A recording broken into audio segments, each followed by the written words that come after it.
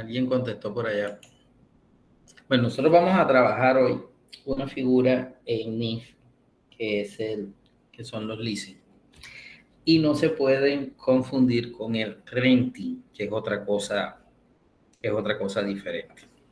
Entonces, para que la figura como tal del leasing se presente, se pueda ejecutar, se pueda, ¿cómo es que se llama? Reconocer, es la palabra que estaba buscando. En términos de NIF, tienen que concursar varios elementos al mismo tiempo. De lo contrario, no sería cualquier cosa menos un leasing. Entonces, primero, estas son unas operaciones tripartitas en donde está una entidad financiera, especialista en leasing, está un proveedor, este señor que está aquí, y está un locatario o cliente. Pero ellos no participan al mismo tiempo. Eso significa que hay una parte, ya se las muestro, hay una parte, hay una relación entre estos dos señores de aquí, entre esos dos señores, en la cual no participa la otra parte. No sé si me estoy o no me estoy dando a entender. Lo que suceda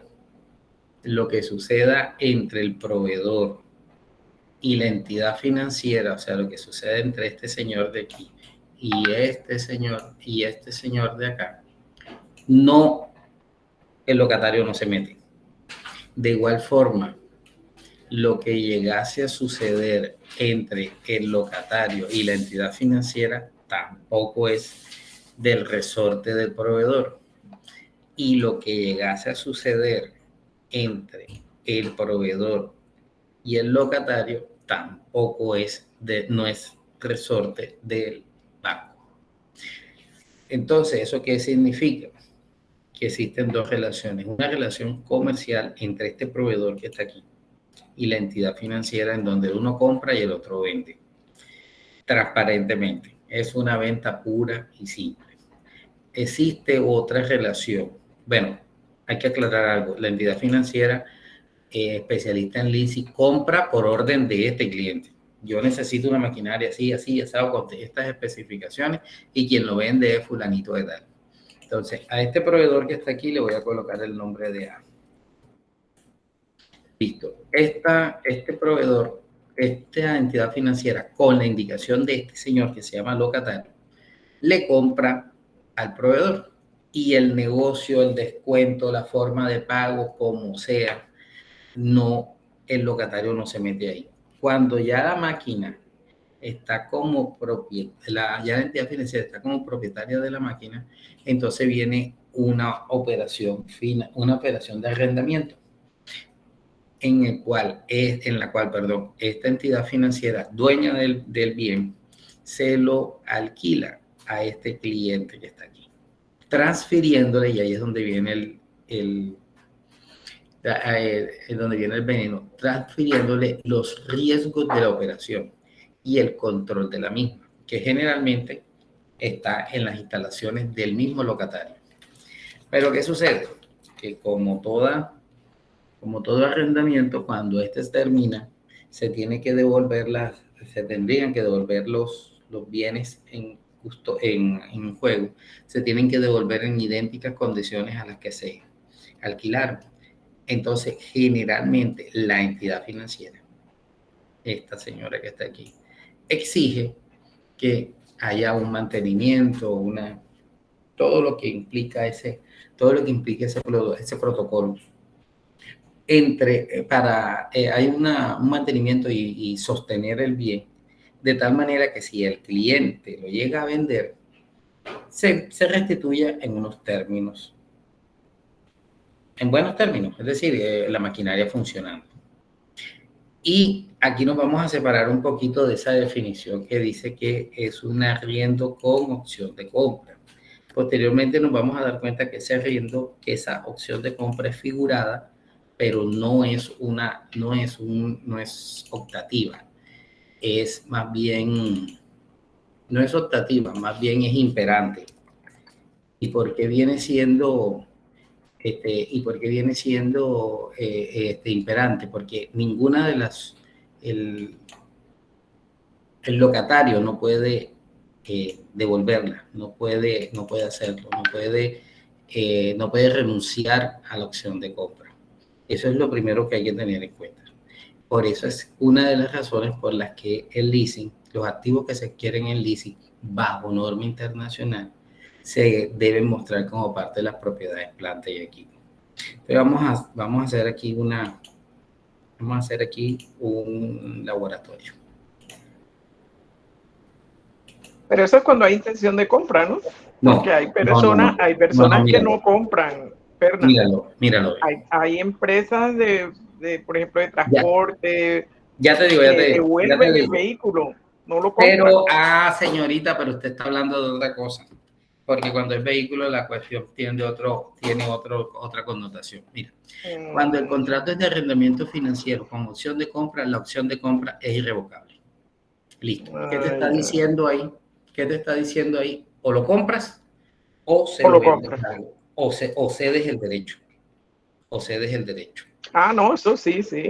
Porque hay personas que compran el vehículo por leasing 5 años y en la última cuota dicen, no tomo la opción de compra, deme otro carro nuevo y siguen pagando. Así.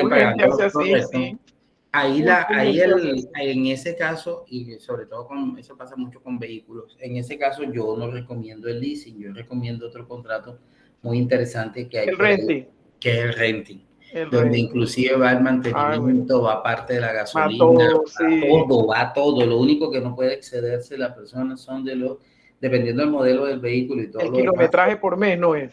Sí, 15,000 kilómetros al año. No puedes excederte de los 15,000 kilómetros al año. Pero o los 20,000, dependiendo de lo que vaya, para lo que se compre, sí.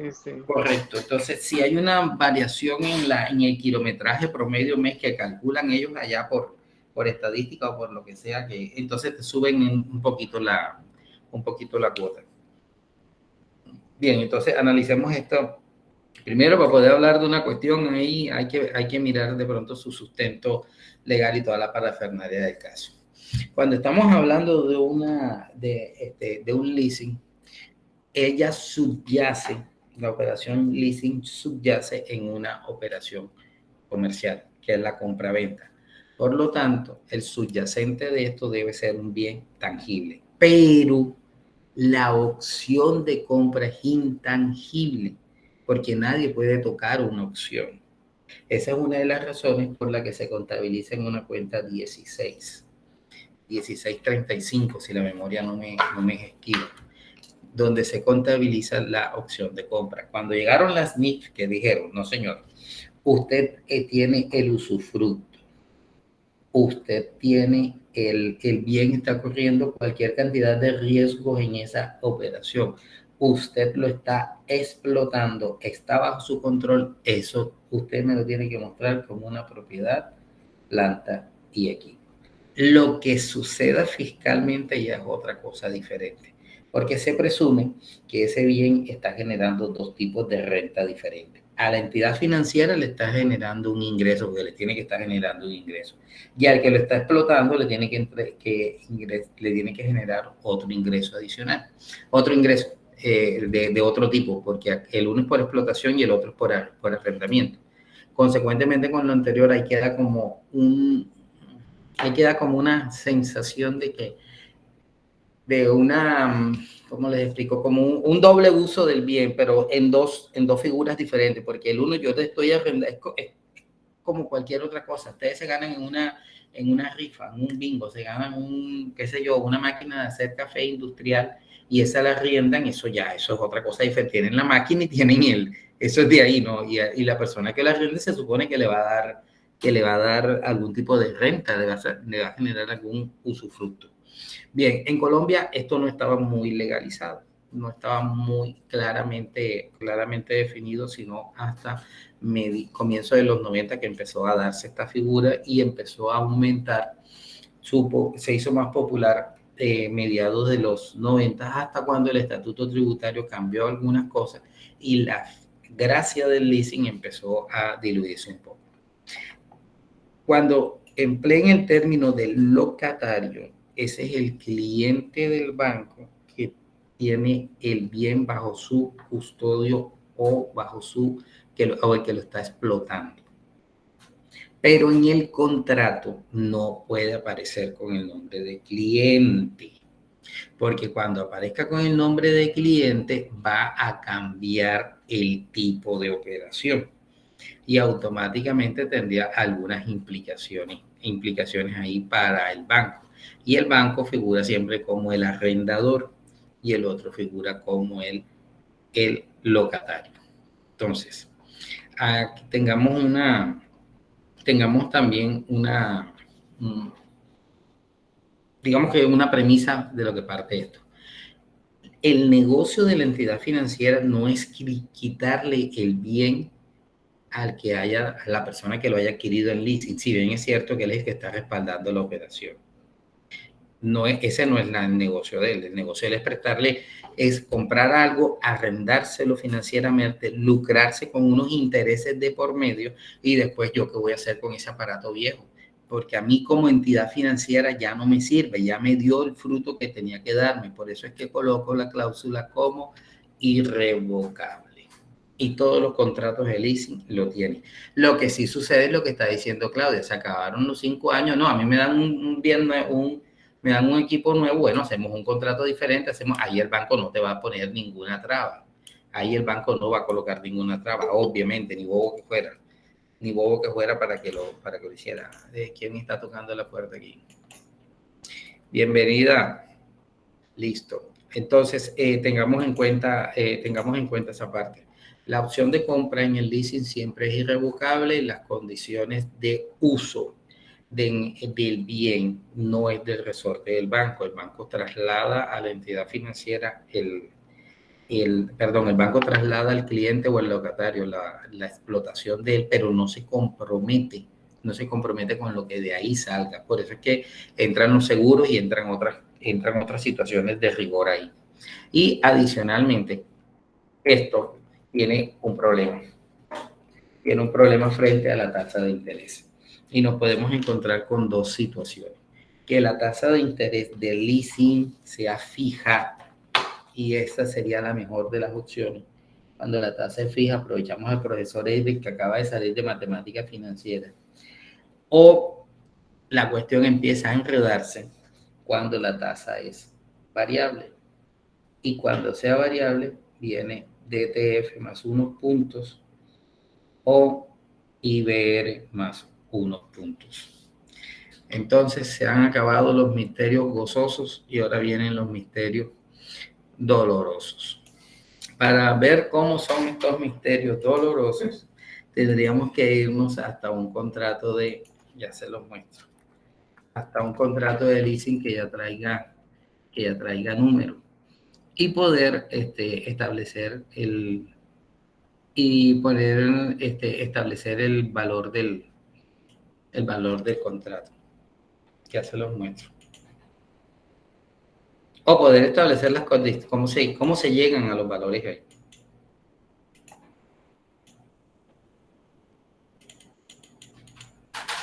Listo. Esas son las condiciones generales que ustedes van a encontrar en cualquier contrato. Hay unas obligaciones que tiene el vendedor, hay unas obligaciones que tiene el comprador o el arrendador y hay unas obligaciones que tiene el locatario. Si nos vamos al cuadro resumen de las condiciones financieras, él mismo está mostrando ahí cómo es la relación. Lo que sucede entre el vendedor y el comprador no es problema del locatario. De igual forma, lo que sucede entre el Leasing Bancolombia y el arrendatario o el locatario no es problema del vendedor. Por lo tanto, lo que sucede entre el vendedor y el locatario no es problema del que está por la mitad. Ahí eso está como claro. Las tres figuras tienen que existir, salvo el caso que estemos hablando de una figura financiera, de un leaseback o retroarriendo, que eso es otra cosa diferente, ahorita lo miramos. Entonces, si es aquí que está diciendo Termotar, yo estoy vendiéndole al Leasing Bancolombia, le estoy vendiendo un compresor con esta capacidad. con instrucción técnica del locatario, o sea, de Miclos, por un valor de 378.923.000 pesos masiva, en adición con costos legales de 2.345.000 y diversos de 894. Significa que todo esto será la base del contrato, la base de la venta. Venta que le hace quién a quién, Termotar al leasing de Occidente. ¿Qué hace el leasing de Occidente? Se compromete a pagar a 30 días a Termotar, pero una vez este señor que está aquí diga, he recibido bien esto y está funcionando. Adicionalmente, Miclos, por su lado, está diciendo, bueno, yo estoy alquilando esto, pero es que no puedo traerlo bien y ponerlo a funcionar enseguida. Tengo que hacer unas adecuaciones eléctricas y tengo un permiso de funcionamiento, que todo esto será, obviamente, mayor valor del bien. Y aquí habrán unas implicaciones fiscales también, es verdad. Aquí dice que entre los suscritos, fulanito de tal, van a hacer esto y esto otro, y llegamos donde me interesa, la tasa de interés. En este contrato voy a utilizar el mismo contrato para hacer los dos, el variable y la tasa de interés fija y la tasa de interés variable. Cuando en el contrato le dicen que la tasa que resulte de la DTF más el spread de tanto, esa tasa es variable. Y si las condiciones del contrato así lo dicen, todos los cánones hay que hacerle un recálculo. Todas las veces, que se vaya a pagar, habría que hacer un recálculo al canon. Sí. El contrato habla de una única tasa fija, entonces nada más el contrato habría que revisar si el cambio en la tasa, en el cálculo del canon de arrendamiento es anual. Y en ese caso se hace una anualidad, pero a fracciones, es decir, habrá una anualidad o una cuota fija para el primer año, una para el segundo y otra para el tercero. Y eso va amarrado a lo que dice la circular 093 de 1997, que para los que han tenido algún tipo de vínculo con el sector financiero, es la que dice que en Colombia todo el interés, al menos el que vaya vía banco, se tiene que pagar y se tiene que causar vencido, en la modalidad vencida, en periodos de meses, trimestres, semestres o días, con fracción de 360 si el periodo es múltiplo de 30, o de 365 si el periodo no es múltiplo de 365. Es decir, si tengo unas operaciones, por ejemplo, a 36 meses, ya yo sé que eso es mensual, a 12 trimestres es a 3 años y sería trimestral. Ahí la base de cálculo es de 360 días. Pero si van a tener un crédito que van a pagar en 183 días, la base de cálculo es 365, y eso no lo digo yo, eso lo dice la circular 023 de 1997, desde hace ya más de 20 años. Consecuentemente con lo anterior, no existen en el país interés anticipado, al menos no en el sector financiero. No estoy hablando del pagadiario, no estoy hablando del gota a gota, no estoy hablando del trato o el acuerdo al que podemos llegar los particulares. Estoy hablando del sector financiero. La norma no lo deja, no lo permite. Por eso es que cuando se presenta alguna situación en el que el banco hace algún descuento, él lo disfraza de alguna manera diciendo que es algún estudio de crédito, que es algún gasto, pero no le puede colocar el nombre de interés porque no se puede, la norma no lo permite. Y si encontraron alguno que esté si encontraron algún banco que esté haciendo eso, vamos y nos ganamos una plata con eso, porque eso no está, al menos no desde la óptica de la norma. Se las voy a mostrar porque de pronto hay alguna cara incrédula por ahí. Esta es la circular 0274 del año 2004, cuando empezó a alinearse esto en función de las NIF. Y la norma es muy clara. Los intereses solamente podrán ser pagados al vencimiento del plazo objeto de remuneración. Y eso será mensual, trimestral, semestral o anual. Fuera. Aquí no le está diciendo a ustedes que esto es anticipado, no le habla de bimestre, no le habla de nada de eso. Eso es lo que dice la norma en su artículo primero, en la resolución. Y en su artículo segundo te dice bien clarito, mira, si estás hablando con múltiplos de 30 días, tienes que utilizar 360. sino 365. Y en el caso tal de que el año sea bisiesto y te toque esto, te va por 366. No lo está inventando uno, eso lo está diciendo la misma norma. Y también es muy clara, pensaría yo, sobre la forma de la liquidación. Permítame, déjelo sobre la forma de, ya lo encontré, de la liquidación de los intereses. La tasa periódica tiene que ser a 6 dígitos cuando estamos hablando en forma absoluta y a 4 dígitos cuando estemos hablando en forma relativa o porcentual. Consecuentemente, con lo anterior, la tasa efectiva anual solamente puede ser, creo que de 2. Déjame ver. No, creo no, es de 2. Por ahí debe estar.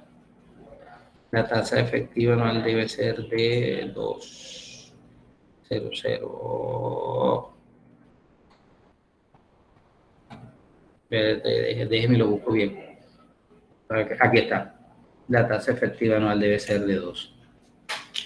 Entonces, volviendo con lo anterior, ya a estas alturas del partido, yo sé que ustedes deben comprender que el punto 12 es igual al 12%.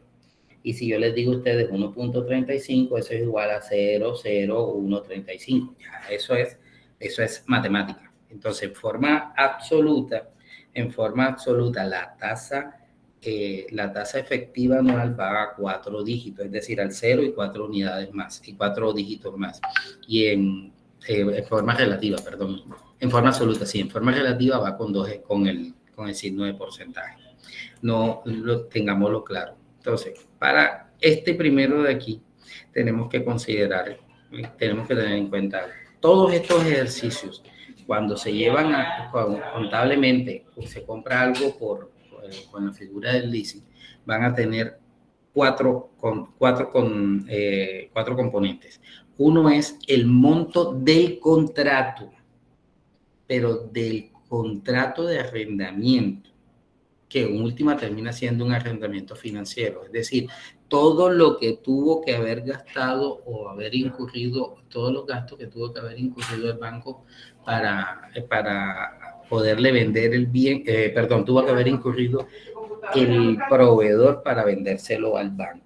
Eso es lo que es contrato, eso es lo que es el valor del contrato, que en este caso será 378.923.000 pesos, más el IVA que se genere, más los 2 millones que costó esta licencia, más unos diversos que serían unos honorarios, alguna cosa así, que va en este. Aquí está. Porque estos gastos que está asumiendo este proveedor no los va a asumir él, se los va a trasladar a alguien. ¿A quién se lo va a trasladar? A Leasing Bancolombia. Y Leasing Bancolombia, ¿qué va a hacer? Se lo traslada al otro, porque es la única forma de que el negocio funcione. Entonces, para la primera parte voy a llevarme esta parte, este encabezado acá. Para la primera parte vamos a trabajar con una tasa fija del 15, con esta tasa fija. Después le quitamos ese supuesto y le empezamos a variar. Empezamos a hacer variables. Muy bien, entonces para ello, en sus marcas, Diana Carolina tiene la mano alzada. Dime, Diana, ¿en qué te puedo servir? Perdona que no te haya contestado antes, pero es que no me había dado cuenta que tenías una mano arriba. Dime, Diana, ¿en qué te puedo servir?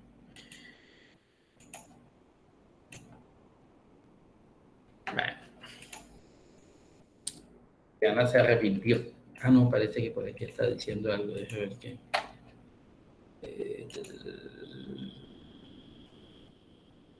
No, Fer, en realidad no, fue sin culpa que la coloqué por error. Ok, listo. Gracias. No ha pasado nada, no se preocupe por eso. Bien.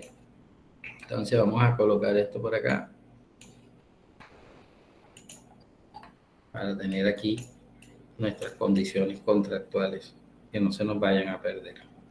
No se nos vayan a perder de vista. Entonces, aquí tengo valor del contrato. Vayan dándole que esto es full interesante hacerlo. El valor del contrato. Aquí sería primero el valor máquina. Que para el caso son el compresor 378,920. Y va, alguien está por aquí.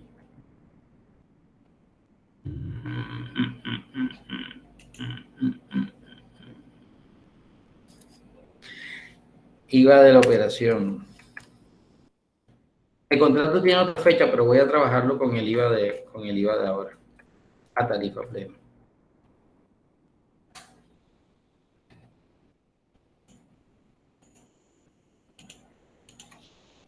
Y aquí le voy a meter los otros. Vendrían siendo los 235 más los 894.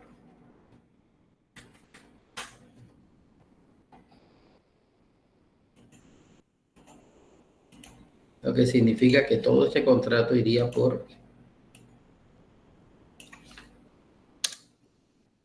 este valor. Bien. Entonces, contablemente, vamos a tirarlo ahora a la contabilidad de una vez. Contablemente, ¿qué tenemos nosotros aquí? Una obligación financiera.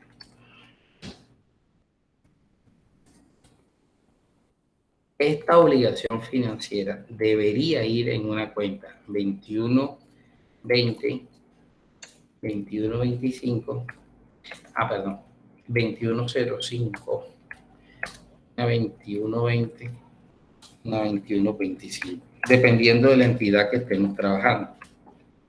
Esto sí lo está haciendo un banco, esto sí lo está haciendo una compañía de financiamiento. Y esto sí lo está haciendo una corporación financiera.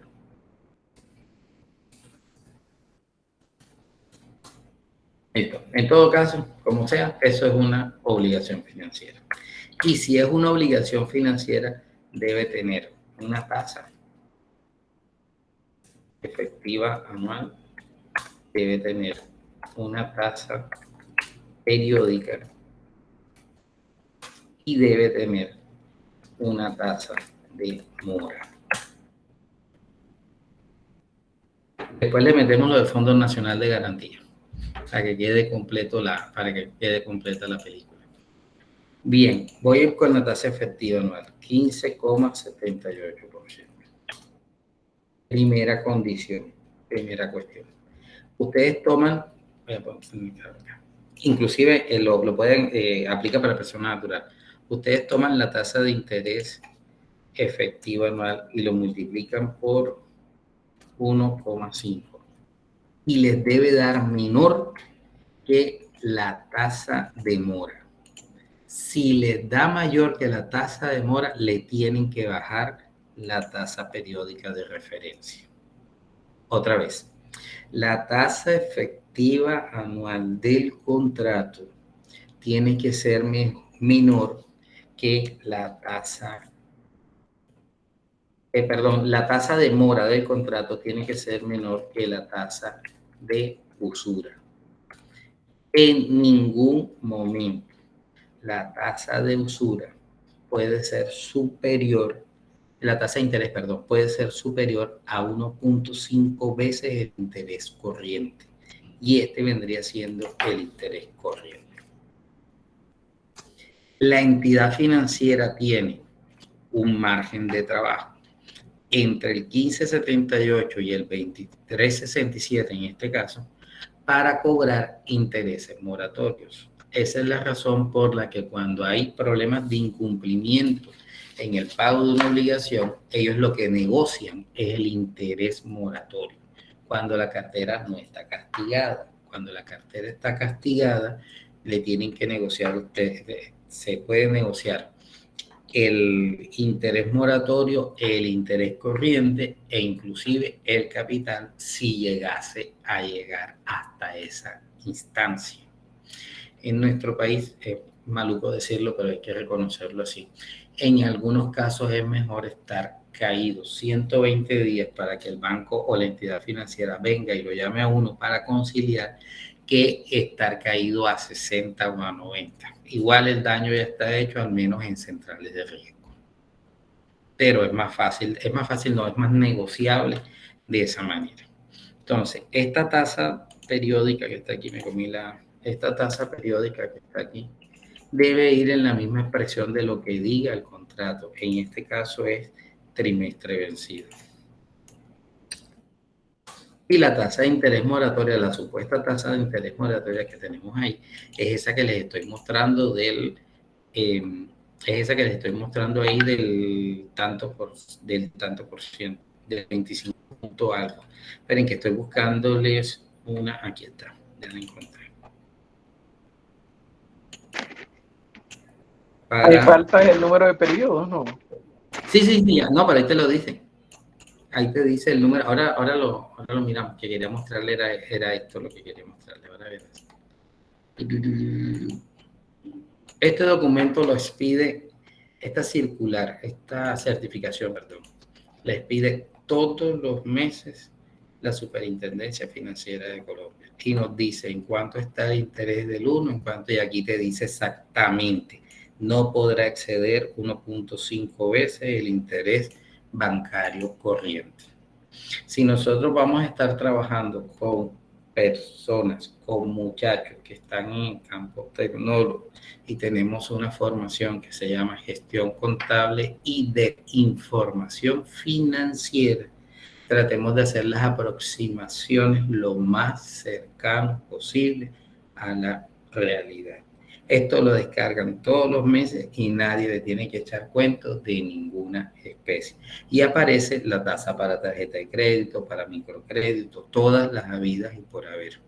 Entonces, la tasa de interés corriente para crédito de consumo y ordinario entre el 1 de enero y el 31 de agosto es del 17.24. Y por ahí ya uno también tiene manera de ver si la entidad financiera lo está tratando uno bien o lo está tratando uno mal. En la medida en que este 17.24 se vaya subiendo hasta acá, llegará un momento en que ya la operación no se puede hacer. Por ejemplo, si se llega a tratar a negociar un interés del 20%, te está diciendo primero, efectivo anual, el cliente es muy riesgoso, y segundo, me estoy aproximando mucho a la tasa de usura. Consecuentemente, con lo anterior, como entidad financiera no estoy haciendo ningún negocio, o mi cliente es potencialmente muy riesgoso, y entonces lo que viene sería no aprobarle la solicitud a la persona, natural o jurídica. Igualmente, si seguimos mirando esto, la misma resolución nos dice que para efecto del usura, artículo 35 del Código Penal, tenemos esta cuestión de aquí. Y aumentó en 9 puntos básicos. 9 puntos básicos es 9 entre 1000%, y nos debe dar el 0.90%. Significa que antes estaba en el 25.77 y ahora aumentó al 25.80. Señores instructores, compañeros, amigos míos, no se dejen tumbar. Lean el extracto, multipliquen, resten, dividen, que eso sirve para persona natural y para persona jurídica. Sirve para los dos. Y no lo está diciendo uno, lo está diciendo esto. El día que la tasa de interés que aparezca moratoria en el extracto sea superior a la que le están certificando, el banco no podría hacer una acción procedente contra la persona o personas que estén allí, porque estaría en términos de lo que dice el artículo 305 del Código Penal. Hasta allá eso va teniendo sus implicaciones. Esta que está aquí es la del mes pasado. Posteriormente, ustedes, por curiosidad, se van cuando ya se acabe septiembre, ahora en los primeros días de octubre, ¡pum!, sale el de septiembre, y así sucesivamente. Pero ya le va dando uno como un termómetro de por dónde va la situación. Igual sucede con, mírenlo, para el microcrédito, ¿en cuánto está eso? Demasiado alta esa vaina. Pero para el microcrédito, ellos tienen unas vigencias diferentes. Lo mismo que para los otros. El plazo es un poquito más alto, más largo, perdón. Para los otros intereses para los otros sí son mensuales. Entonces ahí lo tienen como punto de partida, como punto de referencia también, para que en caso tal de alguna situación así, como que de pronto se preste al análisis o a la discusión o a lo que sea, ya tenemos una herramienta más para para debatir o para cuestionar o para lo que sea. Esta circular se la voy a pasar al grupo, la voy a pasar al grupo de WhatsApp, perdón, la voy a pasar al grupo de WhatsApp para que la tengan ahí.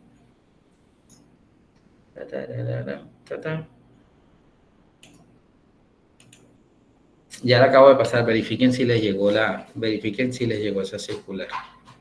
Y seguimos con los números. Si hasta aquí hay preguntas, me avisan que viene la montaña. Muy bien, no hay preguntas. Qué bien, salieron bastante. Ahí vamos bien, ahí vamos bien. Ahí vamos bien. Ahora vamos con el plazo de la operación. Faltan los cálculos.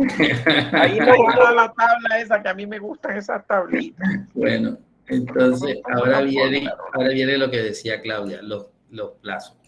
Como aquí, con el sector financiero uno tiene que tener unas buenas, bueno, en todo caso, con todo el mundo en todo caso, pero voy a quitar eso de ahí para poder ver más. Sobre todo con el sector financiero uno tiene que tener unas fuertes competencias argumentativas e interpretativas para que no salgan con unos cuentos largos. Salgan con unos cuentos largos y tristes ahí. Entonces, una vez, como ya tenemos esto, entonces seguimos leyendo las condiciones financieras de este contrato de arrendamiento. Dice, con periodicidad de pago, trimestre vencido y un plazo de 4 años. Entonces, una vez me están diciendo aquí que 4 por 4 es 16. Y debo llegar a una tasa trimestral. Entonces, si voy a llegar a una tasa trimestral, independientemente de la que sea, siempre parto de una tasa efectiva anual. Esta tasa efectiva anual la puedo convertir a mes vencido, la puedo convertir a trimestre vencido o la puedo convertir a semestre vencido. Si es mes vencido, el factor de capitalización es 12, si es trimestre es 4 y si es semestre es 2. Por obvias razones, 12 meses que tiene un año, 4 trimestres que tiene un año y 2 semestres que tiene un año. Capitalización es el número de veces que la tasa se repite en el año, no el número de veces que la tasa se da en el contrato, que esa es otra cosa diferente. El número de veces que la tasa se da en el contrato, en este caso son 16. El número de veces que la tasa se repite en el año, se capitaliza, son 4. Por eso es que las NIF dicen, trata de llevar esto de la mejor manera posible, es decir, lo más cercano a la realidad financiera. Entonces, para ello vamos a hacer esta conversión por todos. Entonces, este 15 puntos, vamos a buscarle la diferencia al mes, ya sabemos que es trimestral, pero vamos a buscarle la diferencia al mes, al trimestre y al semestre. Entonces, para ello, bueno, de este lado lo vamos a hacer con fórmula y por acá lo vamos a hacer con Excel. Bien, si es con fórmula, me voy a la fórmula que me estaba comentando el profe Eric que estaba trabajando. Y es 1 más la tasa efectiva anual. Busquen el circunflejo en su computadora. El circunflejo es como un triángulo, está por la ñ, que sirve para elevar a la, es decir, para establecer potencias y radicales.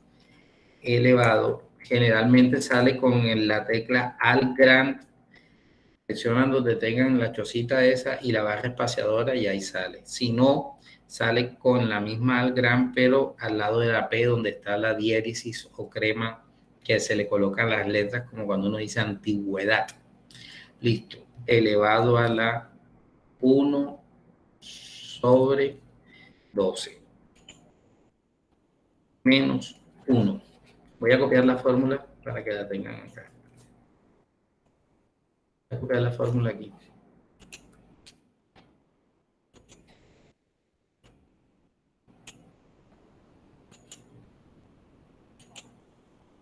Fernando, pero esto agranda más un poquito el tablero eso. Ahí está.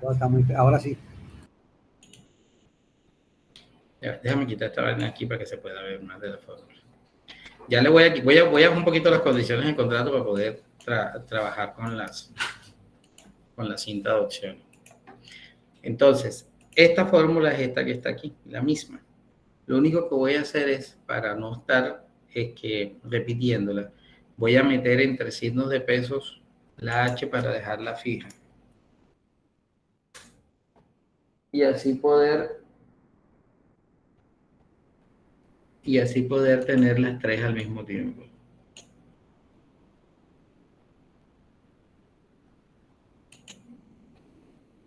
No la dejé, pues la dejé fija en la fórmula y no la dejé fija aquí en la operación. Y ahí tenemos las tres. Entonces ahí tenemos una primera equivalencia. ¿Y cuál es esa equivalencia? Una tasa efectiva anual equivale al 1.228%. Esa misma tasa equivale al 3.7731 y esa misma tasa equivale al 7.6601. Nunca vayan a hacer esto. Perdieron el año automáticamente. Cuando uno hace esto, llega a un desfase. Si bien es cierto que de 1.31 a 1.22 no hay mucha diferencia, porque no hay mucha diferencia. Cuando eso se le aplica a miles de pesos, cuando son millones, cuando son millones de pesos, te vas a desfasar. Te vas a desfasar. Vas a llegar a unos valores bastante complejos o difíciles de entender. Cualquier negocio que ustedes estén haciendo, si le hablan de una tasa del 1, si le hablan del 1.22, le hablan de una tasa del 3.73 o del 7.60, le están hablando exactamente de lo mismo. Lo único es pero los del son los que mejores tasas están manejando, profe. Porque como el riesgo es menor, porque ellos tienen a nombre de ellos, la entidad financiera tiene su nombre, el bien. Entonces claro, el riesgo es menor. Ellos en 2 meses le quitan el bien a uno. No hay necesidad de hacer tanto protocolo, ni tanta vuelta, ni nada. Nada más presentarse, vea, este bien es mío, me lo devuelve, fuera. Sí, así es. Eso no. Es más, ni siquiera concursa toda esa cuestión del debido proceso y no sé qué, porque a la larga lo que se incumplió en un contrato. Usted quedó en pagarme, yo quedé en entregarle el bien, yo quedé en arrendárselo, yo se lo arrendé, usted tenía que pagarme los cánones, no me ha pagado los cánones, devuélveme mi vaina, fuera. Y así es, no demora mucho. Es más rápido que el arriendo de una casa normal. Sí. El arriendo de una casa normal, el inquilino hay que abrirle un proceso. Aquí no hay que abrir proceso. Aquí no hay que abrir nada de nada. Listo. Entonces, ahí lo tenemos. Ahí tenemos la primera equivalencia. Si la equivalencia la quisiéramos hacer directa, es decir, llevar, por ejemplo, estos meses a trimestres de una vez y observamos hacemos esa operación de enseguida. 1 más, toman la tasa mensual elevada a la, ¿cuántos meses tiene el año? 12. Y si lo divido entre trimestres, me debe dar de una vez la tasa trimestral, ahí está, 3.73. Y si hago esta misma operación y en vez de utilizar 4, utilizo 2, me debe dar 7.60. Por donde se metan, les tiene que dar lo mismo. Y si no les da lo mismo, regrese ese hermano que se equivocó en algo. Porque aquí estamos partiendo de un 15.78 y por donde te metas, te tiene que dar lo mismo. Lo único es que, claro, aquí estás pagando un interés en forma mensual, y obviamente te va a salir más caro porque la tasa la estás repitiendo todos los días, todos los meses. Aquí uno trimestral que te va a salir de pronto un poquito más barato, pero con un flujo de caja, una mayor exigencia en el flujo de caja. Y aquí solamente vas a pagar el 7, pero con una muchísima mayor exigencia en el flujo de caja. Eso sí, que al final terminas pagando el 15.78. ¿Y la nominal, Fermo? ¿Cómo? Ah, la nominal. Ya voy para la nominal. Entonces, vamos a ponerla aquí. Nominal. Vamos a hacerla cada una. Entonces, vamos a ver. Efectiva anual uno la ve diferente. Esta es la efectiva. Sí, esta es la efectiva. La nominal es fácil porque nada más tienes que coger esta de aquí por esta y ya te da la nominal. Es la que más cobran, ¿no? O sea, que la que tú la que te informan, mejor dicho. La que le informan a uno, claro, es que esa es la falacia. Esa es la falacia del sistema. A uno le hablan de una, no, te vamos a cobrar 14.74, sí, pero eso es el 15.78, así que deja de molestar. Entonces, esa es la digamos, lo engañoso que tiene el sistema. Bien, vamos a ver cómo se hace esto. Voy a quitar esto que me pidió Claudia aquí un momentito. Y vamos a ver cómo se hace. Lo que cobran es la bendita nominal esa, bueno, la que uno ve en el extracto. Sí, correcto. Entonces ahora vamos a hacerlo desde Excel. ¿Cómo hago para convertir esa tasa desde Excel? Para convertir esta tasa desde Excel existen dos funciones. Una función se llama interés punto efectivo y la otra función se llama tasa punto nominal. En estricto sentido vamos a hacer lo mismo, ya tenemos los espejos, o sea, los valores a donde vayamos. Estas vienen siendo las capitalizaciones. Y en estricto sentido tenemos lo mismo, pero ya sabemos a dónde vamos a llegar. Bien, voy a calcular la periódica de esta. Y ahora van a observar algo. Me voy a fórmulas. Espérate, deja que me tengo que conectar en el teléfono para ver lo que ustedes estén viendo, porque de pronto van a ver otra vaina por allá y yo estoy hablando otra cosa por acá. Es decir, que no vería los pantallazos, no vería por dónde van ustedes. Así que lo haré desde acá. Permítanme un segundito mientras me conecto.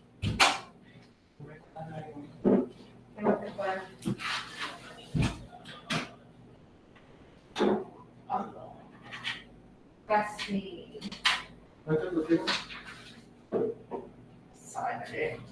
¿Te parece la mía? Pues tú cada vez que firmas que sabes de qué.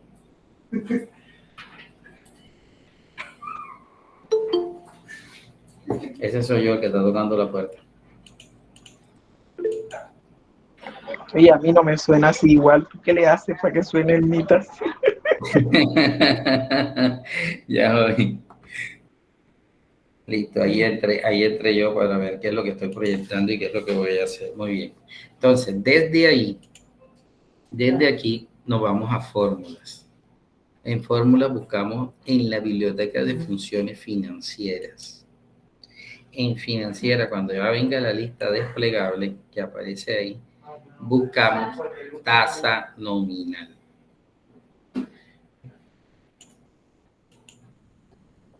Cuando lleguemos a tasa nominal se va a abrir una ventana, un cuadro de diálogo.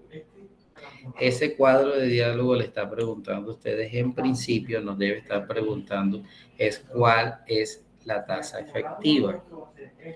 Les voy a pasar el gráfico, la figura, perdón, la imagen, se la voy a pasar al WhatsApp para que me digan si van conmigo o no van conmigo.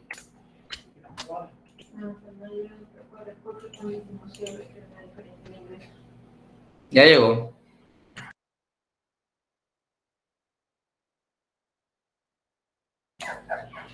Ya llegó.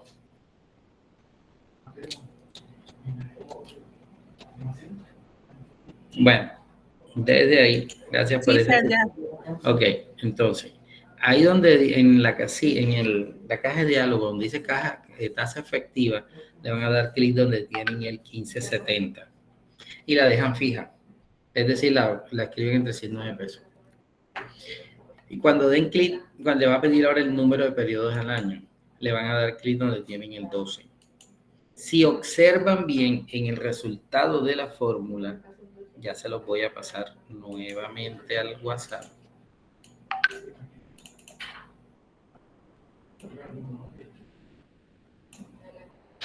Les debe dar a todos, si me están siguiendo, les debe dar a todos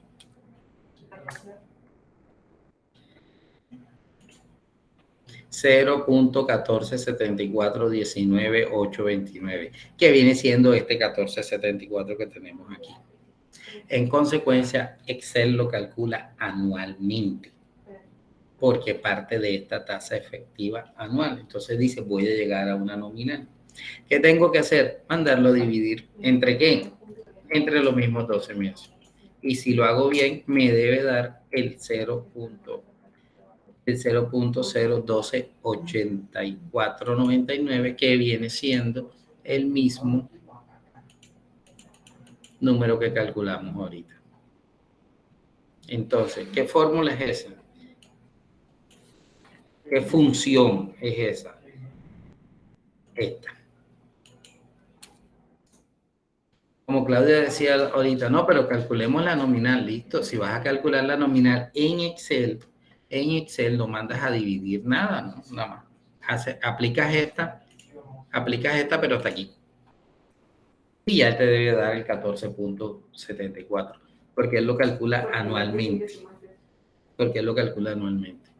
Ahora, esa misma, pues nada más sería extenderlo y tenemos los mismos cálculos que hicimos ahorita. Por donde se metan les tiene que dar exactamente lo mismo. Por donde uno se meta les tiene que dar exactamente lo mismo. Porque aquí lo que tenemos es una equivalencia. Listo. Entonces, ya tengo las tres. Vete de acá. Ya tengo los tres elementos. Vamos a construir nuestra tabla de amortización. Primero, periodos. Intereses. Acá el abono capital se llama amortización. Acá la cuota se llama canon. Y el saldo se llama opción de compra. Y la opción de compra debe estar definida en el contrato. La opción de compra para bienes productivos es generalmente el 1%. Bien peleado, un 3%. Bueno, más allá de un 5 nunca he visto lo más peleado así, un 3%, y eso hay que entenderlo, porque es que el negocio, para que sea negocio para la entidad financiera, es financiarte lo más que se pueda. Y si te financio el 99%, estoy ganando más que si te financio el 80, el 70, el 30, el 40 o cualquier otro porcentaje.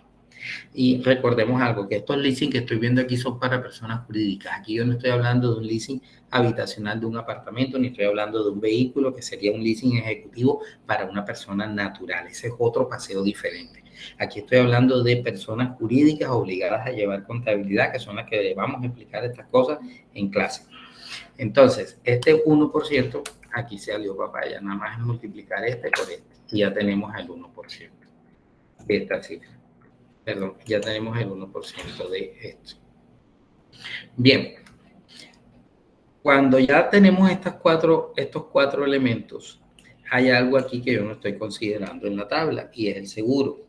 Porque el seguro en la entidad financiera, bueno, las NIF dicen que eso hay que llevarlo al gasto.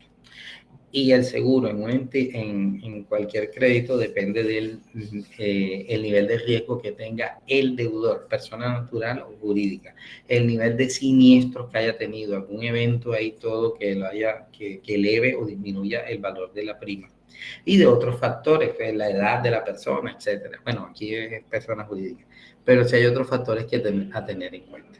Entonces, aquí antes de periodo voy a colocarle fechas. Y empezamos. Periodo 0 hasta el periodo 16. Y generamos los 16 periodos de breves. Muy bien.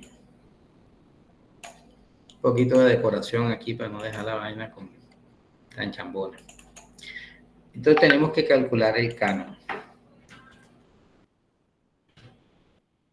El canon de arrendamiento, cuando la tasa es fija, y hago énfasis, cuando la tasa es fija, se calcula como una anualidad. Una anualidad a la que se le descuenta el valor presente de la opción de compra. Y pare de contar. No es más que una anualidad a la que se descuenta el valor presente de la opción de compra. Entonces, para ello voy a colocar la fórmula de anualidad aquí.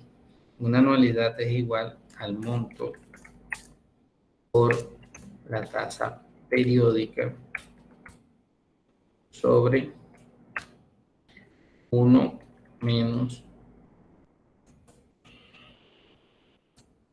1 más la tasa periódica elevado a la menos n. Cierro. Donde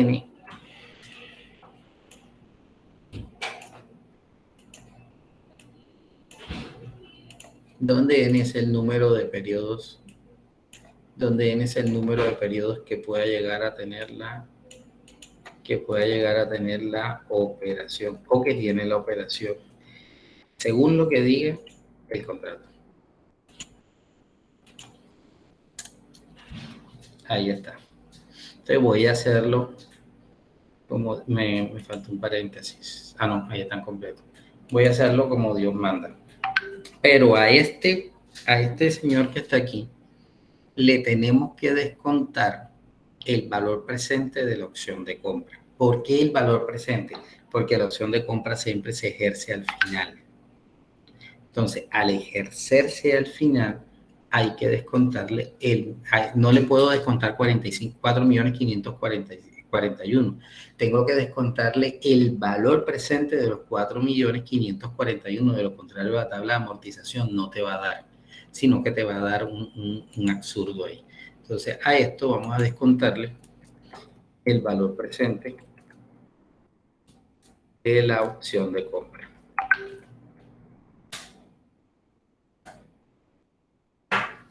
Vamos a hacerlo primero a mano. Para hacerlo a mano tendríamos que hacerlo. Monto lo que diga el contrato, menos este señor de aquí, pero a valor presente.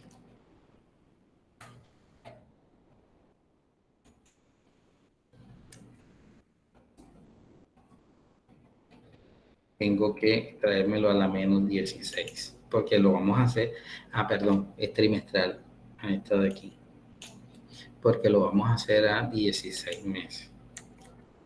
Y lo multiplico por la tasa, y ya tengo el numerador.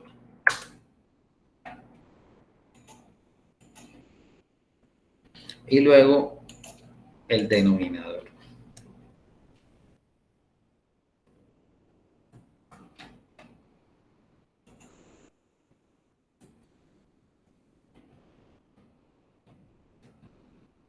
Las 16.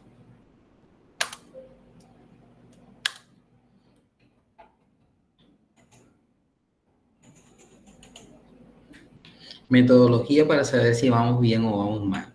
Si el denominador les da a ustedes mayor que 1, regrésese que eso está mal. Y está malo porque aquí el denominador me tiene que dar menor que 1, porque es 1 menos la expresión que le sigue. No me puede dar 1.25. Eso significa que de pronto en vez de elevar a la menos, elevé a la más. Ahora, ¿por qué tengo que elevar a la menos? Váyase aquí. ¿Por qué tengo que elevar a la menos? Porque me lo estoy trayendo de 16 meses que tengo dentro de 4 años, de 16 trimestres, perdón, me lo tengo que traer a valor presente. Esa es la razón. Por eso es que tengo que elevar a la menos. Y luego, cuando mande a dividir a este señor entre este señor, me va a dar el canon. Y ese canon es de 37.997.284. Eso es lo que dice por fórmula. ¿Cómo se hace por Excel? Muy bien. Antes de continuar, vamos a poner esto aquí así. Voy a explicar los elementos de esta fórmula. El monto aquí es el valor del contrato. El valor de la opción de compra es a valor presente. Entonces, cuando hacemos eso, voy a irme por acá para hacer una gráfica. ¿Qué es lo que se está haciendo? Muy bien.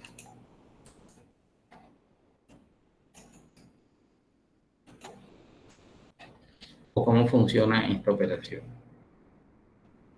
Supongamos que ahí están los 16 periodos. Entonces, al comienzo de una operación en leasing, no hay entrada de dinero a la empresa. Hay salida de dinero de parte del banco. Pero a la empresa no entra dinero. A la empresa entra una máquina, entra un bien, entra un objeto o una cosa que va a ser objeto de una explotación.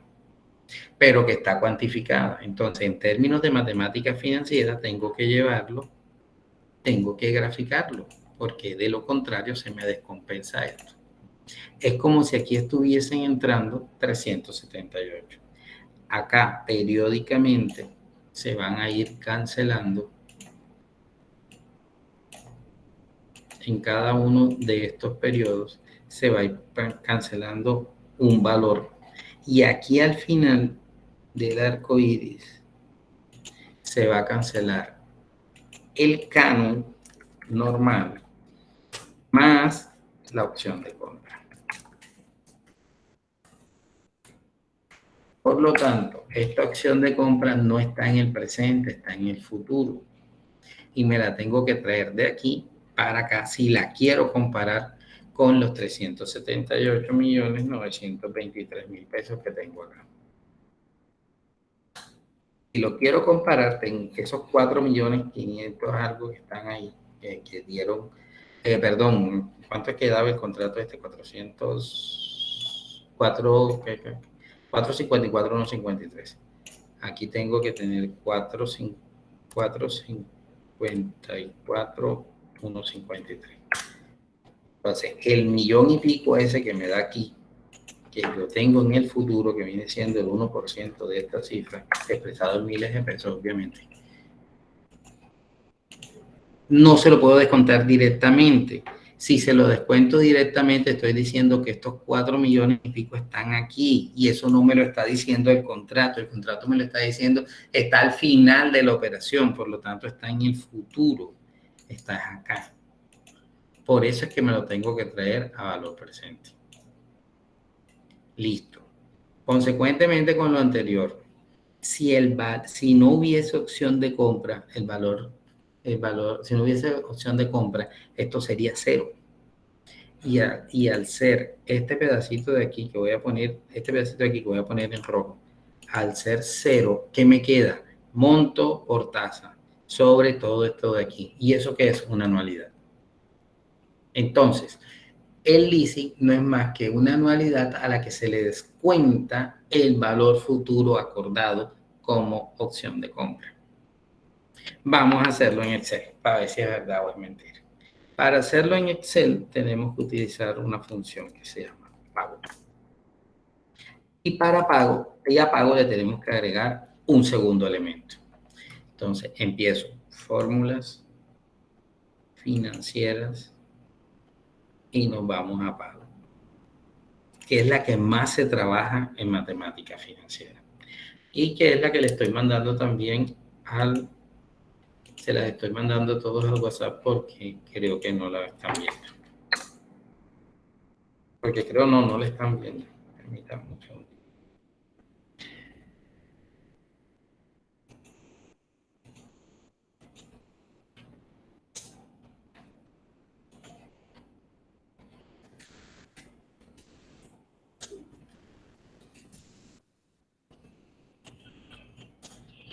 Bien.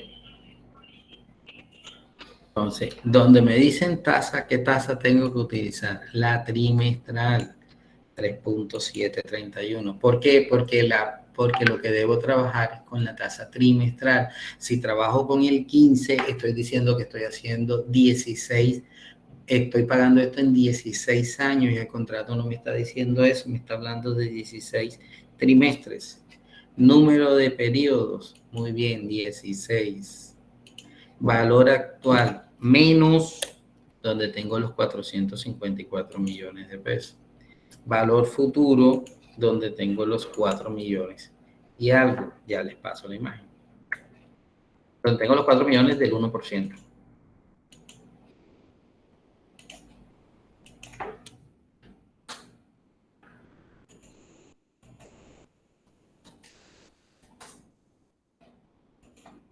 Y si son acuciosos, en la parte inferior nos debe estar diciendo, cuando le damos a aceptar, cuando le vayan a dar a aceptar a eso, les debe dar 37 millones 993, 284, que son estos mismos 37, 993, 284 que están acá. Consecuentemente con lo anterior, por donde ustedes se meten, tienen que llegar. Eso sí, si cojo la tasa mensual y voy a hacer esto, pues no me va a dar porque estoy trabajando con otra cosa diferente. Estoy cambiando las condiciones que originalmente están en el contrato. Muy bien, pregunten hasta ahí que viene la contabilidad.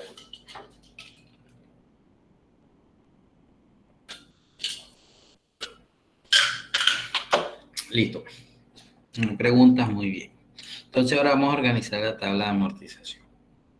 Si se quisiera adquirir este bien, esta sería la fecha, este sería el valor de la adquisición.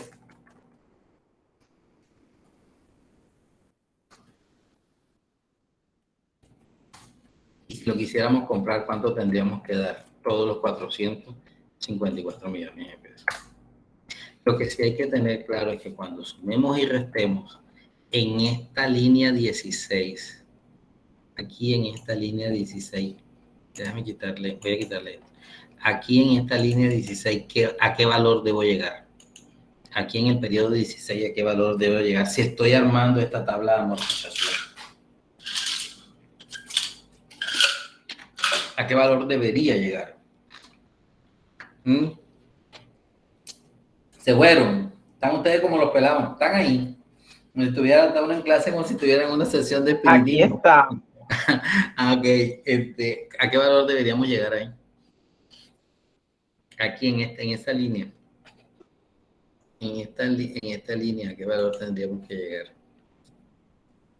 Si la opción de compra empieza en 454 millones de pesos y toda la tabla tengo que ir amortizando estos 454 millones de pesos de acuerdo al canon que estuve dando, ¿a qué valor debería llegar aquí?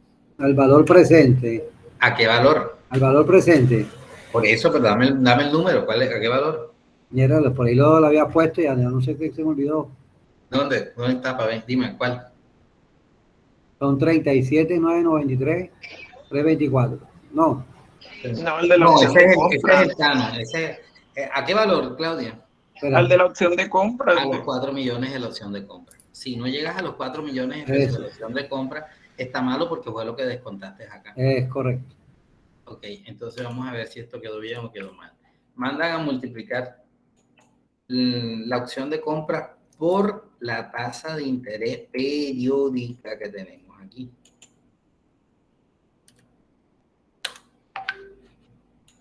Y de aquí para adelante lo que viene es carpintería. El canon, me traigo cualquiera de los dos cánones que me traiga, me va a dar exactamente lo mismo, porque es el mismo valor. Y la amortización será la diferencia entre el canon y los intereses. Consecuentemente con lo anterior, el valor de la opción de compra es igual a la opción de compra anterior menos la amortización. Y de aquí para adelante lo único que queda es arrastrar. Y si eso está bien hecho, ahí está. 4.541.538. No le busque por ningún otro lado que eso le tiene que dar. El problema llegó para contabilidad. Y la cuota mensual, espérate, Fernando, que me perdí. ¿En qué parte? Porque es que aquí, por ejemplo, en el periodo 0, que es el valor de adquisición, ¿verdad? Sí, señora. Entonces, en el periodo 1, mi nuevo saldo de deuda serían los 433 millones. Sí, señora. Siempre voy a tener la opción de compra. ¿Y cuánto es la cuota? 37 millones de crédito. Claro, porque es trimestral. Ah, claro. Esto era lo que no me daba, que yo lo puse. Porque es el mío. Claro, entonces como yo me daba muy alto. Sí, claro. Ese es el error. Listo. Ok, además recuerda que si estamos hablando de una maquinaria o algo por el estilo, en esos casos, o en casos muy puntuales como ellos, es mejor que el pago sea trimestral, porque la maquinaria tiene que producir y esa producción tiene que venderse y esa venta tiene que recuperarse. Entonces, si lo vas a hacer mensualmente, vas a estar ahogada con el flujo de caja porque la máquina todavía no te está dando para la venta y ya tú tienes que pagar crédito. Entonces, eso es bueno hacerlo de esa manera. Y además porque generalmente los leasing no tienen un periodo de gracia. Entonces, uno se tiene que buscar la manera de que esto funcione, que funcione de alguna forma. Hay que buscar la manera de que eso funcione tanto para el banco como para uno. Sobre todo para uno, obviamente. Entonces, aquí, si lo vamos viendo, pues entonces ya uno dice, listo. Estoy pagando 37 millones de pesos, listo, pero es que mira que el negocio está al comienzo, porque al comienzo es cuando yo pago más intereses, y al final, mira cuánto estoy pagando estos 37 millones de pesos, 1.500.000, y al comienzo de estos 37 estoy pagando 16 millones de pesos, casi la mitad. Es que como es trimestral, entonces se ve en poquitos periodos.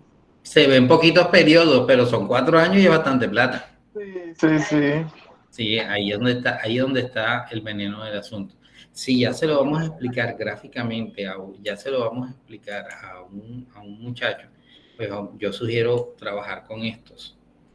Uno se va aquí a los condicionales y aquí busca los conjuntos de iconos y me gusta trabajar mucho con la señal de internet. Y ahí uno le va mostrando el efecto que tiene. Miren al comienzo cómo está la señal de internet, bastante intensa. Es decir, estoy pagando bastante intereses y al final la señal de internet está débil. Si esto lo pasamos para la otra tabla, me voy a encontrar de pronto con el opuesto.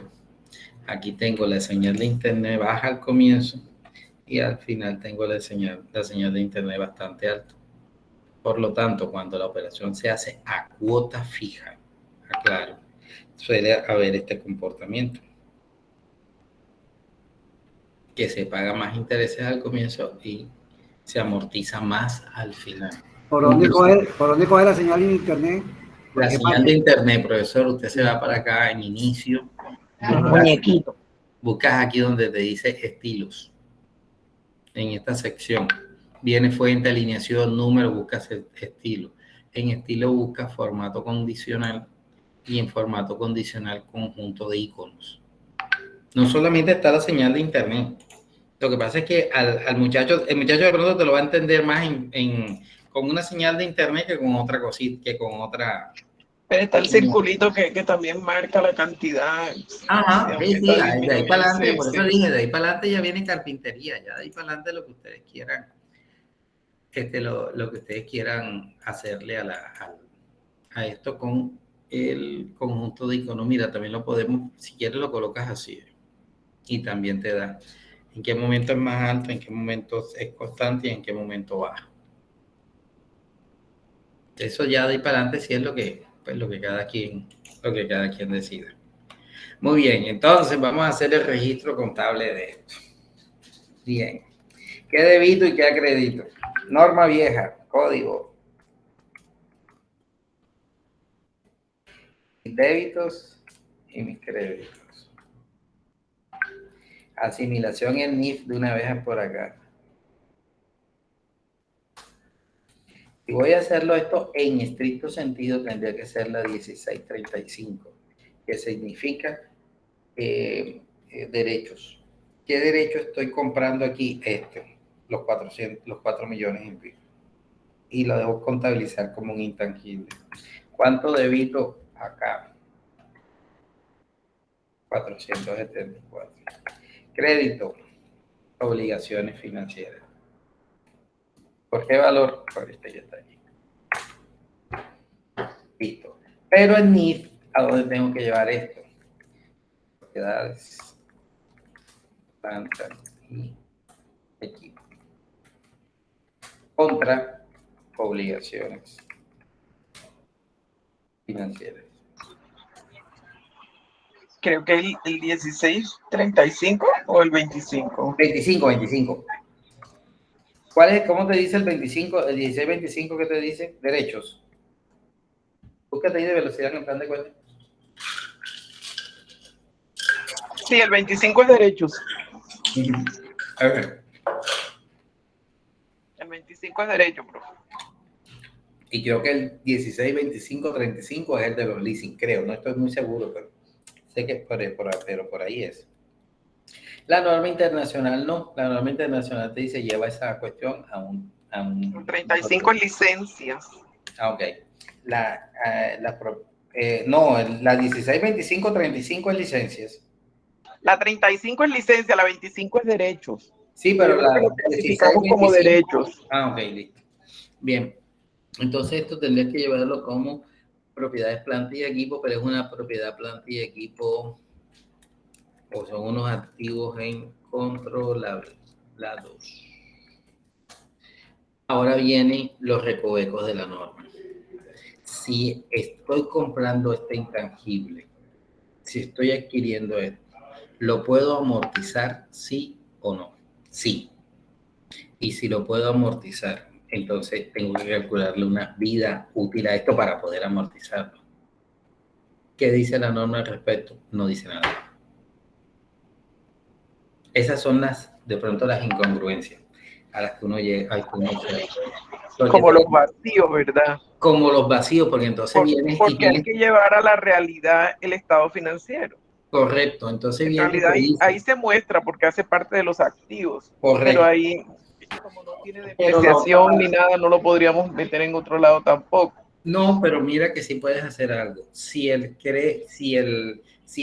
es un activo y es una maquinaria, por asimilación podríamos tener la cuenta en la cuenta de propiedad, en crearnos una, ¿cómo se llama? La 1698, una depreciación de esto por la vida útil que pudiera llegar a tener la misma maquinaria.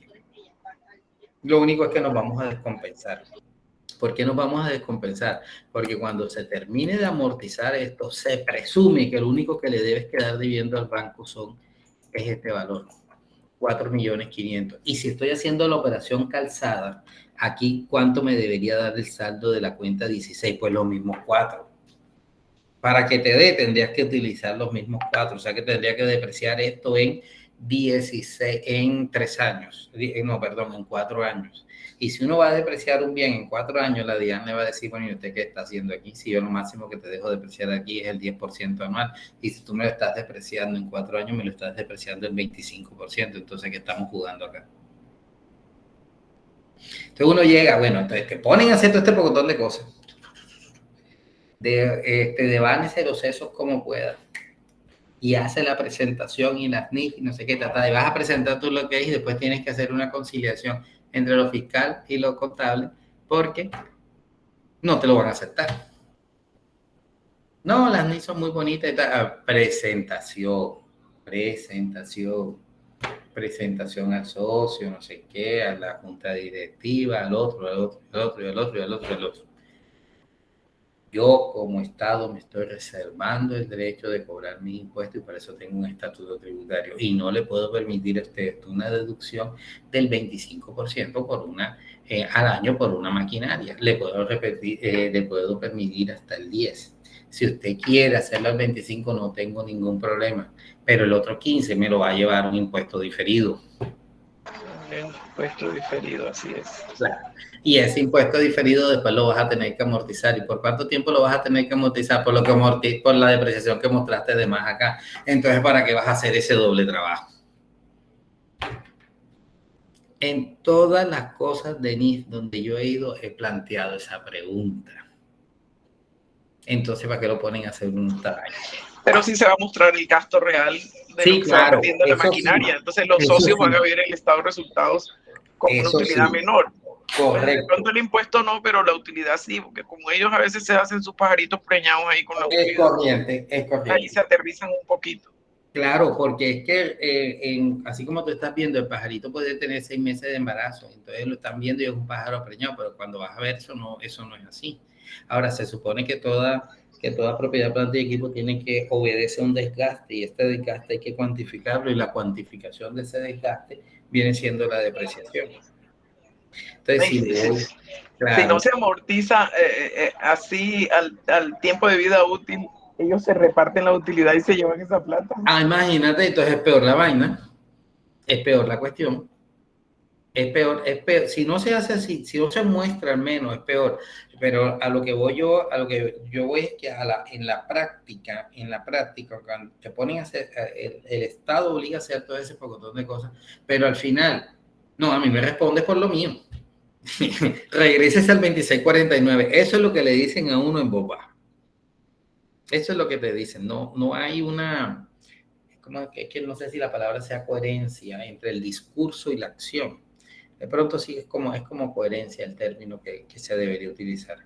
Porque si yo hago bien el ejercicio, si yo estoy haciendo bien el ejercicio, yo tendría que hacer después una 51.75 contra una 16.98. Y en esta 51 debería ir amortizando, debería ir colocando esto. Porque recordemos que esta es de carácter crédito y esta es de carácter débito. Consecuentemente con lo anterior, cuando yo haga el balance del primer año, del primer periodo, perdón, me debe dar esto menos esto. Y eso menos esto debe ser lo que tengo en la tabla de amortización en el respectivo periodo. El problema es que no me van a aceptar fiscalmente los 21. El problema es que fiscalmente me van a aceptar como máximo esto. Bueno, pero por 3 porque ahí lo hice trimestral. El problema es que en cada trimestre estoy dejando de registrar, de mostrar esos 10 millones y pico de pesos que hay de diferencia. Casi 10 millones de pesos que hay de diferencia. Entonces, sí, claro, las nenas, tienes que hacerlo, listo, vamos a hacerlo. Bueno, estrellese después. Al muchacho hay que explicárselo, al estudiante hay que explicárselo, sí, hay que explicárselo. Pero también está mal cuando se dice que ya los códigos contables no van a seguir, que el 2649 no sigue, no sé qué. Y si lo vemos en estricto sentido, el 2649 ahora está más vivo que nunca. Está mucho más vivo que nunca porque entonces ¿con qué vas a liquidar los impuestos? Entonces esa es la pregunta que habría que hacer. ¿A qué le estamos jugando? ¿Qué partido es este? La amortización de la deuda, esta que está aquí, tendríamos que ir causando cada uno de los intereses y obviamente causando cada una de las cuotas estas para poder hacer el cambio, exacto. Para poder hacer los asientos. Ven acá, pero tú llevaste amortización. Ahí yo creo que no es 21, sino 16, Fernando. ¿Por qué? Yo los llevo es contra la obligación financiera. ¿Verdad? Abierto. ¿Verdad? Sí, señor. Sí, pero es que parábola, es que yo creo que no deberías tomarlo así, porque esto ya tú porque, esto sí mira, porque es que yo tengo que bajar el saldo de la obligación a medida que voy pagando las cuotas, porque la obligación existe.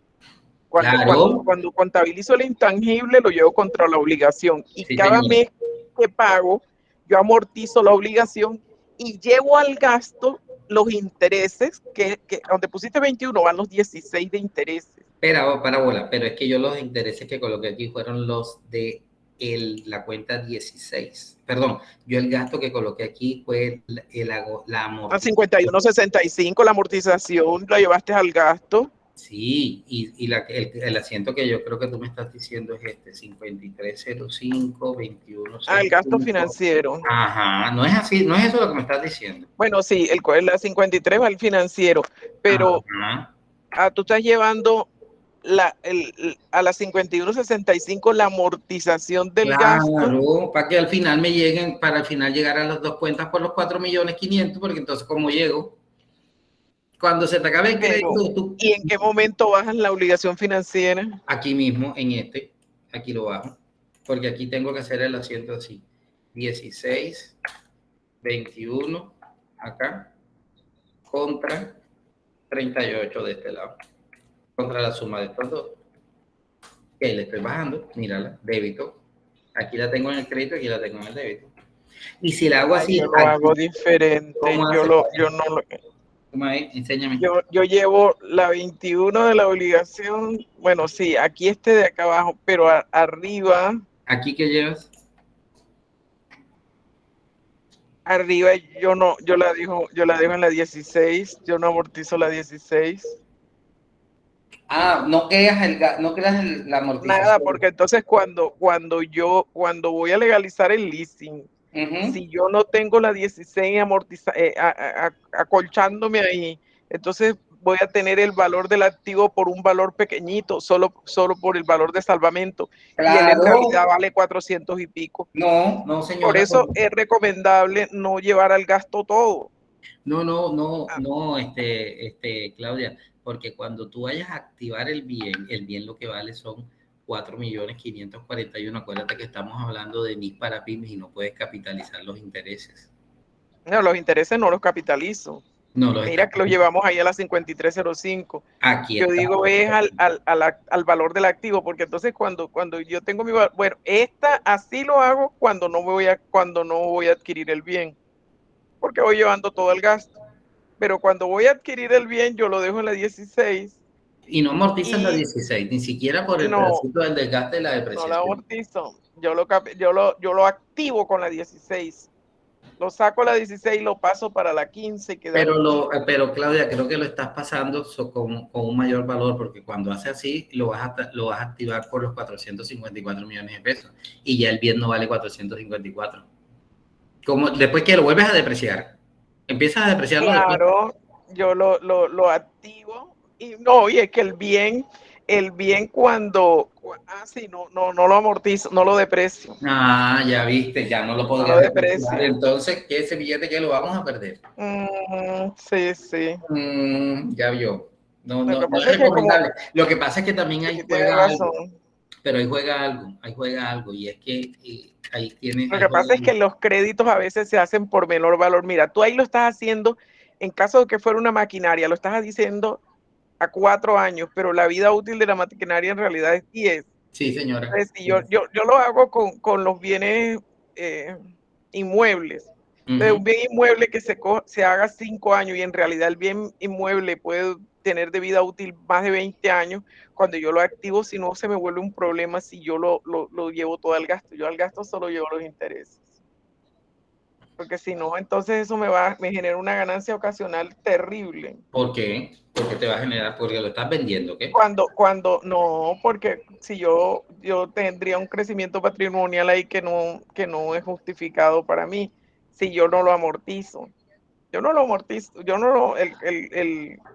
el intangible no lo llevo al gasto. Está permitido. Sí, sí, La ley está me lo permitido, permite claro. hacer. Pero ¿qué Y lo puedes analizo yo deducir. ahí? Cuando, por ejemplo, es un vehículo, sí, se lleva todo al gasto, porque eso el vehículo, a los 5 años que Ya no tienes termine de carro pagar ni el tienes crédito, nada. ya no vale nada. Sí, ya no vale. Exacto. Es como de criterio de para qué voy a activar el bien. En Ah, bienes claro. inmuebles, que su vida útil es de 20 años, eso es fatal llevarlo al gasto. Sí, sí. No, sí, sí, Lo tiene que pasa es razón. que allá ahí Los juegan otros criterios de uno al componentes. hacer sí, porque la ley sí me permite llevarlo al gasto y me permite igual tenerlo capitalizado, me permite las dos Exacto. opciones.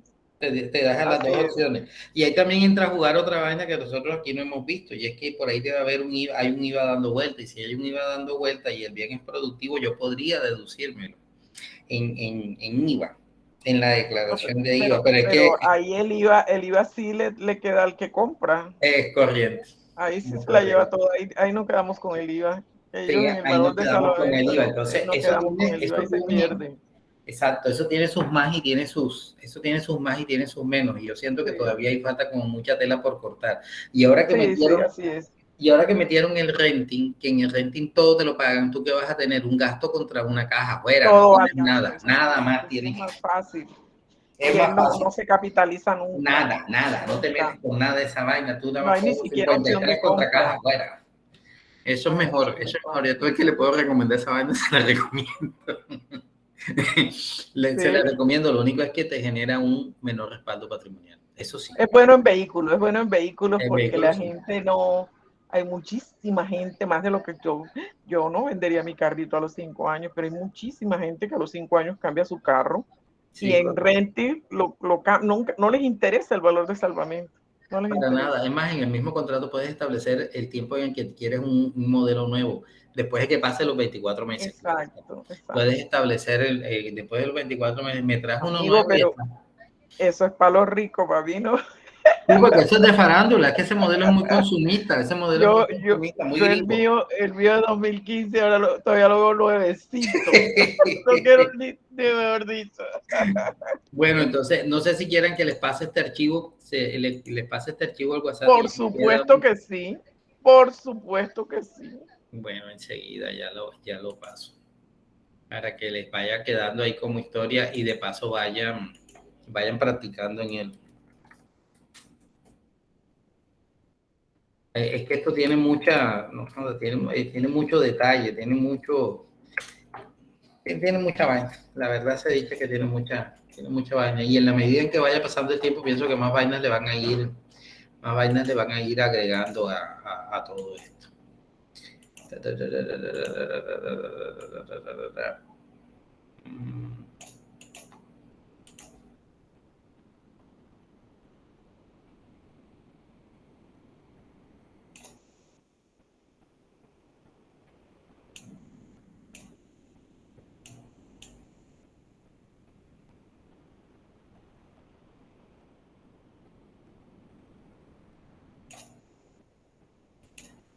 Me avisan si ya llegó. Ya llegó el archivo. Sí, ya llegó. Ok, listo. Bueno, de eso se trataba la clase de hoy. No sé si tengan alguna pregunta o algo. Ah, y en el caso, déjenme presentarles algo aquí. Se me olvidaba esa parte. Y no quiero dejarla por fuera.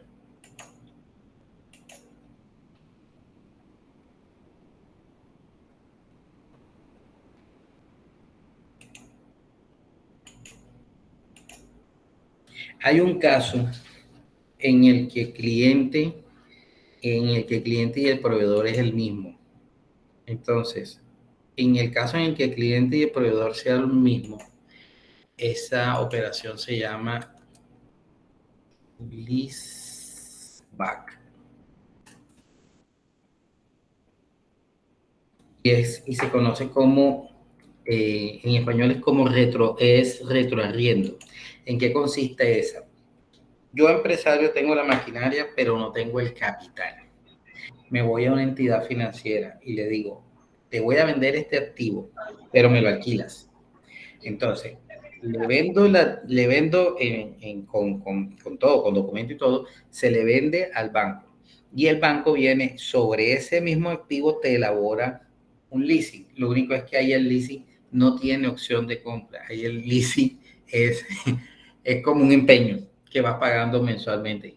Porque si la opción de compra es irrevocable con el bien nuevo, ahora imagínense ya con un bien usado enseguida, pero es una opción que se tiene y es el leaseback. Se llama retroarriendo en español. Y cuando la operación es, la entidad financiera está en el exterior o el proveedor está en el exterior y hay que pagarle, entonces se llama lease crossover. Y aquí en las cosas se complican un poquito, porque aquí ya entra diferencia en cambio. Ya entran dólares, ya entran otros elementos adicionales que no serían objeto de este curso. ¿Qué es lo que no estoy contemplando aquí? El leasing habitacional, y con eso hay que hacer una salvedad. Una cosa es el leasing inmobiliario y otra cosa es el leasing habitacional. El leasing inmobiliario es el que aplica para proyectos de construcción de gran envergadura y sobre todo cuando son, por ejemplo, bodegas y locales y cuestiones así que son de explotación. El leasing habitacional es las casas o los apartamentos que se están comprando en leasing en estos momentos persona natural y que lo puede comprar una persona jurídica, pero no puede tener ahí la oficina y tendría que llevarlo como una propiedad de inversión. Porque se supone que el uno tiene unos fines y el otro tiene otros fines diferentes. Entonces, sobre esto hay mucho que digamos que hay mucho que ver todavía, porque todavía harían falta algunas estoy hablando documentalmente hablando, ¿no? Hay mucho detalle todavía que habría que empezar a como analizar un poquito más, porque no siempre la cuestión es tan plana. Ahora verán. No siempre la cuestión es tan plana, pero es bueno tenerlo. Al menos por cultura general, uno nunca sabe si lo van a llamar de quien quiere ser millonario o algo por el estilo. Esta es la fórmula del cálculo cuando la tasa es variable. Entonces, si se van a meter si el empresario se va a meter en un leasing con DTF más, mire bien a lo que se está enfrentando. Porque todo el que ha tenido un contacto con el sector financiero sabe que cuando un crédito es DTF más unos puntos, si la DTF sube, esa subida de la DTF se le traslada a los intereses. Si la DTF baja hasta el valor que diga inicialmente el contrato. Entonces, no es cierto eso de que bajó el 1 y bajó todo. Subió 1 y subió todo, sí, bajó 1 y bajó hasta la que contratamos. Y la mayoría de los contratos lo dicen. Y aquí te está diciendo que cada 3 cánones se aplicará esta forma a continuación. ¿Qué significa eso? Que la entidad financiera y el cliente pactaron que la tasa le cambiara cada 3 meses. Así ellos al menos saben que durante 3 meses van a pagar el mismo canon, pero cuando ya cambie la DTF y sea hacia arriba, tienen que aplicar esta y esta la tienen que perdurar por 3 meses. Y la cuota que calculen ahí va por 3 meses. Y la otra va por 3 meses y la otra va por 3 meses. Total, al final, ¿qué tienes que hacer? Ajustar porque no te va a dar el 1%. Ajustar porque no te daría el 1%. Y esos son miren, por ejemplo, es pequeño, es de 97 millones de pesos, termina en 116 a 60 meses, pero te dice bien clarito, mira que el primer canon se cancelará así y demora 3 meses porque esto es DTF más. Y si vamos a llegar a ese nivel de aproximación con el estudiante, con el aprendiz, habría que explicarle primero cómo es que funciona la cuestión de la DTF. Y la norma, no sé si ustedes han visto la titulación, pero la titulación pide eso. La nueva, la que dice de información contable, de gestión contable y de información financiera, pide eso. Habla de DTF, habla del IVA, habla de un poco de cosas ahí que están más bien como para otro nivel. Yo siento que eso fue como eso ya es como, digamos que de pronto se sobredimensionó, no, o los científicos que estuvieron haciendo esa cuestión no sabían mucho de esto, o se fueron muy arriba de lo que se pretende, o de lo que se pretendía hacer en este momento. Porque ya empezar a explicar esto sin un software o sin un laboratorio es complicadito, es un poquito complicado. Mínimo habría que diseñarle una macro al muchacho para que hiciera eso y todo el mundo no tiene que. Los técnicos no aplican para eso. No, para los técnicos no, pero para los tecnólogos sí. A los tecnólogos sí. En los tecnólogos sí. Entonces, a veces uno le ve como unos niveles de exigencia a estas titulaciones que tú te quedas como mierda. Entonces, tiene sus más y tiene sus menos. Tiene sus más y tiene sus menos, pensaría yo. Pero bueno, norma es norma y hay que